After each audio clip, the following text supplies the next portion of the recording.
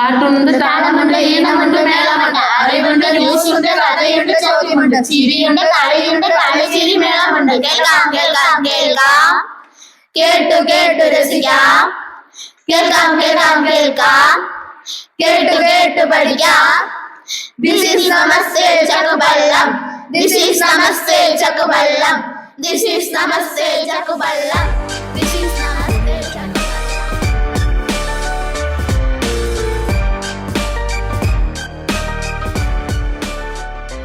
Hello friends, welcome to Namaste Chakkuvallam. ഞാൻ നിങ്ങളുടെ RJ Chandu. ഞാൻ നിങ്ങളുടെ ആർജെ മീനു. നമുക്ക് കേൾക്കാം കേൾക്കാം, കേട്ടു കേട്ടു രസിക്കാം. റെഡിയല്ലേ കൂട്ടുകാരെ? കഴിഞ്ഞ എപ്പിസോഡ് നവോത്ഥാന സ്പെഷ്യൽ ആയിരുന്നല്ലോ കൂട്ടുകാരെ. ഈ ആഴ്ചയും 2 നവോത്ഥാന നായകരുടെ ജന്മദിനമുണ്ട്. അത് പറഞ്ഞപ്പോഴാണ് ഓർത്തത്, നമ്മുടെ ക്ലാസ്സിൽ ഒരു ചട്ടമ്പി ഉള്ളതെന്ന് നിനക്കറിയാമോ? ചട്ടമ്പിയോ? നമ്മുടെ ക്ലാസ്സിലോ? അതെ, എല്ലാവരുടെ ക്ലാസ്സിലും ഉണ്ടാകും ഓരോ ചട്ടമ്പിമാർ. അപ്പോൾ സ്കൂളിൽ ഇതൊക്കെ അനുവദിക്കുമോ? പിന്നെ കഴിഞ്ഞ ദിവസം നമ്മൾ സ്കൂൾ പാർലമെന്റ് തെരഞ്ഞെടുപ്പ് നടത്തിയത് ചട്ടമ്പിമാരെ തെരഞ്ഞെടുക്കാനല്ലേ? ആ, ഇപ്പോൾ മനസ്സിലായി. ക്ലാസ് ലീഡർ അല്ലേ? നമ്മുടെ വിചാരം ചട്ടമ്പി എന്നാൽ ഗുണ്ട എന്നോ മറ്റോ ആണ്. അതെ, ഞാൻ അങ്ങനെയാണ് കരുതിയിരുന്നത്. ചട്ടം അഥവാ നിയമം പാലിക്കുന്നുണ്ടോ എന്ന് നിരീക്ഷിക്കാൻ പഴയ ഗുരുകുല വിദ്യാഭ്യാസ കാലത്ത് ഗുരുക്കന്മാർ നിയോഗിച്ചിരുന്ന ക്ലാസ് ലീഡർമാരായിരുന്നു ചട്ടമ്പിമാർ. അത് ശരി, ചട്ടമ്പി സ്വാമികളെ വെറുതെ തെറ്റിദ്ധരിച്ചു. അതെ, ഇപ്പോഴാണ് ഓർത്തത്. കഴിഞ്ഞ 25-ാം തീയതി ചട്ടമ്പി സ്വാമികളുടെ ജന്മദിനമായിരുന്നു. ഇത് അദ്ദേഹത്തിന്റെ 100ാം സമാധി വർഷം കൂടിയാണ്. ആരാണ് ഈ ചട്ടമ്പി സ്വാമികൾ? കേരളത്തിലെ നവോത്ഥാന നായകരിൽ പ്രധാനിയാണ് ശ്രീ വിദ്യാധിരാജ ചട്ടമ്പി സ്വാമികൾ. 1853 ആഗസ്റ്റ് 25-ന് തിരുവനന്തപുരത്തിനടുത്തുള്ള കണ്ണൻമൂലയിലാണ് അദ്ദേഹത്തിന്റെ ജനനം. നായർ തറവാട്ടിൽ ജനിച്ച അദ്ദേഹം സ്വസമുദായത്തിലും ഹിന്ദുമതത്തിലാകമാനവും നിറഞ്ഞു നിന്ന അനാചാരങ്ങളെ തുറന്നുകാട്ടി. പ്രാചീന മലയാളം, ക്രിസ്തുമത നിരൂപണം തുടങ്ങിയ അദ്ദേഹത്തിന്റെ കൃതികൾ മലയാള ഭാഷാ സാഹിത്യത്തിന് മുതൽക്കൂട്ടാണ്. 1924 മെയ് 5-ന് പന്മനയിൽ അദ്ദേഹം സമാധി പ്രാപിച്ചു. ചട്ടമ്പി സ്വാമികളെ പറ്റി മനസ്സിലായ കൂട്ടുകാരെ? ഇനിയുമുണ്ട് ഇതുപോലെ നവോത്ഥാന നായകർ.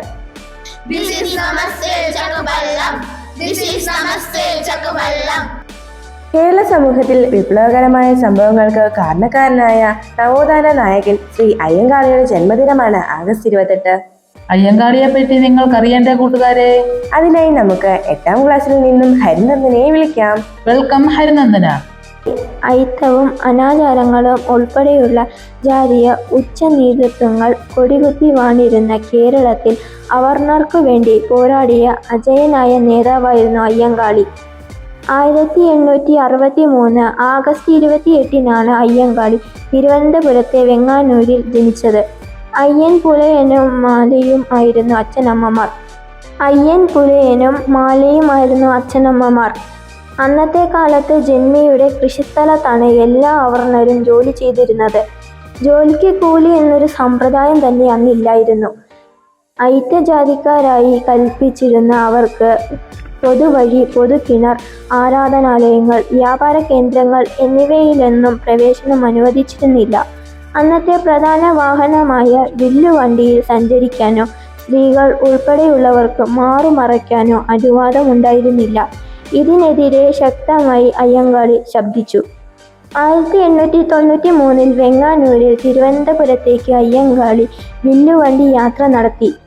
താൻ വിലയ്ക്ക് വാങ്ങിയ വില്ലുവണ്ടിയിൽ കൊഴുത്ത 2 വെള്ളക്കാളയെ ബന്ധിച്ചും അവയുടെ കഴുത്തിലും കൊമ്പിലും മണികൾ കെട്ടി ഉയർന്ന തരം മൽമൽ മുണ്ട് നീട്ടിയുടുത്ത് മേൽമുണ്ടും തലപ്പാവും ധരിച്ച് രാജകീയ പ്രൗഢിയോടെ ചാലിയാർ തെരുവ് വഴി ആറാലുംമൂട് ചന്തയിലേക്ക് അയ്യങ്കാളി നടത്തിയ ചൈത്യയാത്ര അധസ്ഥിത വർഗത്തിൻ്റെ വിമോചനത്തിനുള്ള സമരകഹളമായിരുന്നു. അധസ്ഥിത വർഗത്തിന് നിക്ഷിപ്തമായിരുന്ന വിദ്യാഭ്യാസത്തിൻ്റെ പാതകൾ തുറന്നു കൊടുക്കുക എന്ന ലക്ഷ്യത്തോടുകൂടി സാധുജന പരിപാലന സംഘം എന്ന സംഘടന അയ്യങ്കാളിയുടെ നേതൃത്വത്തിൽ 1907 സ്ഥാപിതമായി. വിദ്യാവിഹീനനായിരുന്ന അയ്യങ്കാളി വളരെ പണിപ്പെട്ടാണ് തൻ്റെ പേര് മലയാളത്തിൽ എഴുതാൻ പഠിച്ചത്. ഈ ദുരവസ്ഥ തൻ്റെ സമൂഹത്തിനുണ്ടാകരുതെന്ന ചിന്തയിൽ വെങ്ങാനൂരിൽ ഒരു കുടിപ്പള്ളിക്കുടം തുറന്നു. എന്നാൽ സവർണവർഗത്തിൻ്റെ എതിർപ്പ് മൂലം അത് തുടരാൻ കഴിഞ്ഞില്ല. അയ്യങ്കാളിയുടെയും കൂട്ടരുടെയും നിരന്തരമായ അപേക്ഷ മാനിച്ചുകൊണ്ട് 1914 ഹരിജന ശിശുക്കൾക്ക് വിദ്യാലയ പ്രവേശനം അനുവദിച്ചുകൊണ്ട് തിരുവിതാംകൂർ മഹാരാജാവ് ഉത്തരവിറക്കി. കടുത്ത എതിർപ്പുകൾ അവഗണിച്ചുകൊണ്ട് അയ്യങ്കാളി ഒരു പുലയ കുട്ടിയെ സ്കൂളിൽ ചേർത്തു. എക്കാലത്തെയും വലിയ വാർത്തകളിലൊന്നായിരുന്നു അത്. 1911 ഡിസംബർ 5 അയ്യങ്കാളിയെ ശ്രീമൂലം പ്രജാസഭയിൽ അംഗമായി നാമനിർദ്ദേശം ചെയ്തു. 6 അടിക്കുമേൽ ഉയരവും കസവു തുന്നിയ തലപ്പാവും കറുത്ത കോട്ടും കുങ്കുമപ്പൊട്ടും മൽമൽ മുണ്ടും മേൽവേഷ്ടിയും ചെരുപ്പും ധരിച്ച് അദ്ദേഹം പ്രജാമണ്ഡലത്തിലേക്ക് പ്രവേശിക്കുമ്പോൾ ഇദ്ദേഹമല്ലേ ദിവാൻ എന്ന് സന്ദർശകർ അത്ഭുതപ്പെട്ടതായി മഹാനായ മന്നത്ത് പത്മനാഭന്റെ ഭൂതകാല സ്മരണകൾ എന്ന പുസ്തകത്തിൽ രേഖപ്പെടുത്തിയിട്ടുണ്ട്. 25 വർഷം തുടർച്ചയായി അദ്ദേഹം പ്രജാസഭ അംഗമായിരുന്നു. ഹരിജന സ്ത്രീകൾക്ക് മാറുമറയ്ക്കാനുള്ള സ്വാതന്ത്ര്യത്തിനും ജാതിസൂചകമായ കല്ലുമാല ഉപേക്ഷിക്കാനും അദ്ദേഹത്തിന്റെ നേതൃത്വത്തിൽ നിരവധി പ്രക്ഷോഭങ്ങൾ നടന്നു.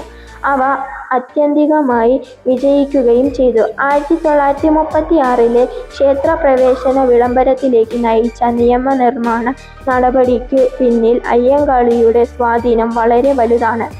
1937 ജനുവരി 14 വെങ്ങാനൂരിൽ നടന്ന ഒരു മഹാസമ്മേളനത്തിൽ മഹാത്മാഗാന്ധി അയ്യങ്കാളിയെ പുലയ മഹാരാജാവേ എന്ന് വിശേഷിപ്പിച്ചു. 1941 ജൂൺ 18 അന്തരിക്കുന്നതുവരെയും അയ്യങ്കാളി കർമ്മനിരതനായിരുന്നു.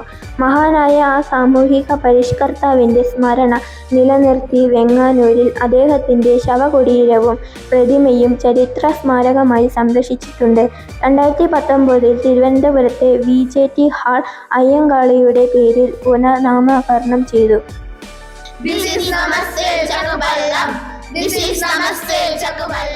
മികച്ച അവതരണം. Thank you Harinandana. മീനു, കേരളത്തിന്റെ തലസ്ഥാനം ഏതാണ്? ഇതെന്ത് ചോദ്യമാണ് ചന്തു? തിരുവനന്തപുരമാണെന്ന് എല്ലാവർക്കും അറിയില്ലേ? എന്തുകൊണ്ടായിരിക്കും തിരുവനന്തപുരം നമ്മുടെ തലസ്ഥാനമാകാൻ കാരണം? നമ്മുടെ ഭരണസിരാ കേന്ദ്രം തന്നെ തിരുവനന്തപുരമാണ്. 1947 മുൻപ് തന്നെ വിദ്യാഭ്യാസം, പൊതുജനാരോഗ്യം, ജലവിതരണം, വൈദ്യുതി എന്നീ മേഖലകളിൽ പുരോഗതി കൈവരിച്ചിരുന്നു. അതേ മീനു, ചരിത്രപരവും രാഷ്ട്രീയവുമായ കാരണങ്ങളാൽ കേരളത്തിന്റെ തലസ്ഥാനമാണ് തിരുവനന്തപുരം. 1956 കേരളം ഒരു സംസ്ഥാനമായി രൂപീകൃതമായതിനു ശേഷം തിരുവനന്തപുരത്തെ തലസ്ഥാനമായി തെരഞ്ഞെടുത്തത് തിരുവനന്തപുരത്തിന്റെ വിവിധ മേഖലകളിലെ പുരോഗതി കണക്കിലെടുത്തുകൊണ്ടാണ്. ഇതിനു പിന്നിൽ പ്രധാന പങ്കുവഹിച്ചതോ തിരുവിതാംകൂർ രാജവംശവും. ശ്രീ മാർത്താണ്ഡവർമ്മ മഹാരാജാവ് മുതൽ ശ്രീ ചിത്തിര തിരുനാൾ മഹാരാജാവ് വരെയുള്ള ഭരണാധികാരികളുടെ ഇടപെടൽ സാമൂഹിക, സാംസ്കാരിക, വിദ്യാഭ്യാസ രംഗങ്ങളിൽ ഒട്ടനവധി മുന്നേറ്റങ്ങൾ ഉണ്ടാക്കിയിട്ടുണ്ട്. തിരുവിതാംകൂറിൽ പ്രാഥമിക വിദ്യാഭ്യാസം നടപ്പാക്കിയത് 1817 റാണി ഗൗരി പാർവതി ഫയാണ്. അക്കാലത്ത് ശുചിത്വം കൈമുക്ക് എന്ന പ്രാകൃതമായ ആചാരം നിലനിന്നിരുന്നു. കുറ്റകൃത്യം ചെയ്ത ആളുടെ കൈകൾ തിളച്ച എണ്ണയിൽ മുക്കുകയും കൈ പൊള്ളിയിട്ടില്ല എങ്കിൽ കുറ്റം ചെയ്തിട്ടില്ലെന്ന് വിധിക്കുകയും ചെയ്യുന്ന വിചിത്രമായ ആചാരം. ഇത് നിർത്തലാക്കിയത് സ്വാതി തിരുനാൾ മഹാരാജാവായിരുന്നു. അതുപോലെ ജന്മിമാർക്ക് കീഴിൽ കഴിഞ്ഞിരുന്ന കുടിയാന്മാർക്ക് വസ്തുവിൽ ഉടമസ്ഥാവകാശം നൽകിക്കൊണ്ട് പണ്ടാരപ്പാട്ട വിളംബരം ആയില്യം തിരുനാൾ രാമവർമ്മ പുറപ്പെടുവിച്ചു.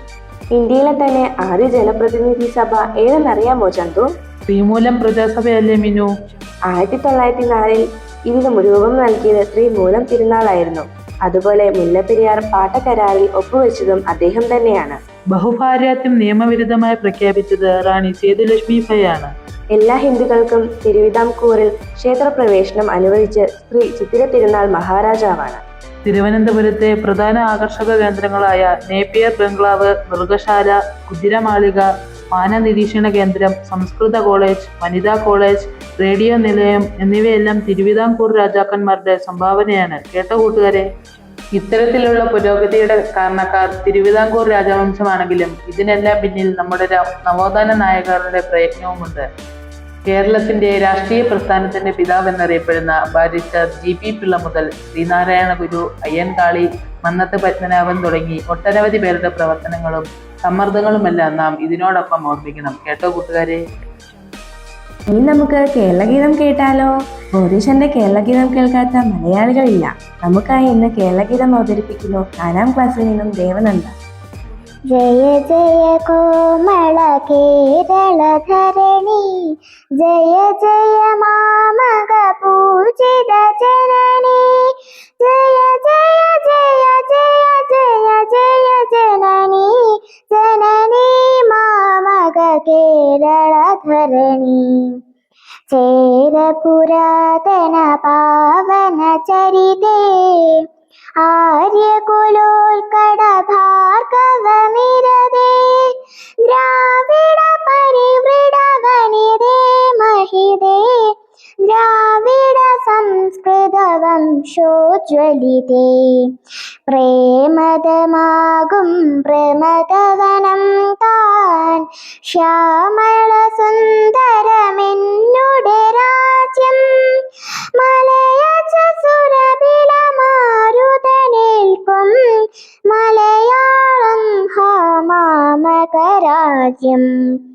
കൽപകതരുനികരങ്ങൾ നിരക്കും കൽപ്പിത ഭൂവാണിന്നുടെ രാജ്യം മരതകമണികളനർത്ഥമണിഞ്ഞും പവിഴത്തരികളിടയ്ക്കു തെളിഞ്ഞും മരിജ മനോഹര ലളിതാശ്ലേഷിത തരുനിര തിങ്ങും മാമകരാജ്യം പല്ലവ നിജയം മെല്ലെ വിടർത്തും വല്ലികൾ തുല്യം കുല്യാനിവഹം കളകളമോതിയിണങ്ങി വരുന്നൊരു സലില സമൃദ്ധം മാമകരാജ്യം പശ്ചിമജലതിതരം കാവലി തന്നുത്സൃത ശീതള ശീകര സേവ്യം വിസ്തൃത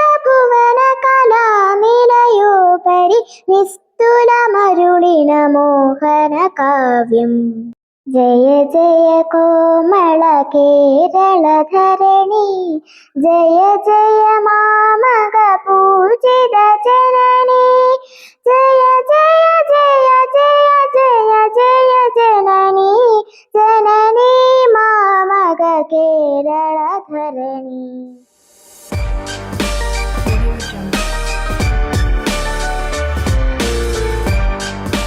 കൊള്ളാം ദേവനന്ദ, കേരളഗീതം പരിചയപ്പെട്ടല്ലോ കൂട്ടുകാരെ. ഇനി നമുക്ക് സ്കൂൾ വാർത്തകൾക്കായി 9ാം ക്ലാസ്സിൽ നിന്നും ആദിത്യനെ വിളിച്ചാലോ? വെൽക്കം ആദിത്യൻ, എന്തൊക്കെയാണ് നമ്മുടെ സ്കൂൾ വാർത്തകൾ? നമസ്കാരം. സ്കൂൾ വാർത്തകൾ. ചക്കുവള്ളം ഗവൺമെന്റ് ട്രൈബൽ ഹൈസ്കൂളിൽ നാഷണൽ അച്ചീവ്മെന്റ് സർവേ അഥവാ നാസ് പരീക്ഷ ആരംഭിച്ചു. ആകെ 11 പരീക്ഷകളുള്ള സർവേ 3, 6, 9 ക്ലാസ്സുകളിലാണ് നടത്തുന്നത്. അവസാന പരീക്ഷ നവംബർ 19 നടത്തപ്പെടും. ഈ അധ്യയന വർഷത്തിലെ കലാകായിക മേളകൾക്കായി കുട്ടികളെ 4 ഹൗസുകളായി തിരിച്ച് മത്സരങ്ങൾ സംഘടിപ്പിക്കുന്നതാണ്. കലാകായിക മേള സെപ്റ്റംബർ അവസാന വാരം നടക്കും. സെപ്റ്റംബർ 3-ാം തീയതി മുതൽ നടത്തപ്പെടുന്ന ഓണപരീക്ഷയ്ക്കായി എല്ലാ കുട്ടികളും നന്നായി തയ്യാറെടുക്കണമെന്ന് ഹെഡ്മാസ്റ്റർ ശ്രീ രാജശേഖരൻ സാർ അറിയിച്ചു. വാർത്തകൾ കഴിഞ്ഞു. നമസ്കാരം. ഇനി ഈ ആഴ്ചയിൽ ബർത്ത്ഡേ ആഘോഷിക്കുന്ന പ്രീ പ്രൈമറിയിലെ ശരത് മുർമുവിന് ആശംസകൾ നേരാം. Happy birthday dear Sarath.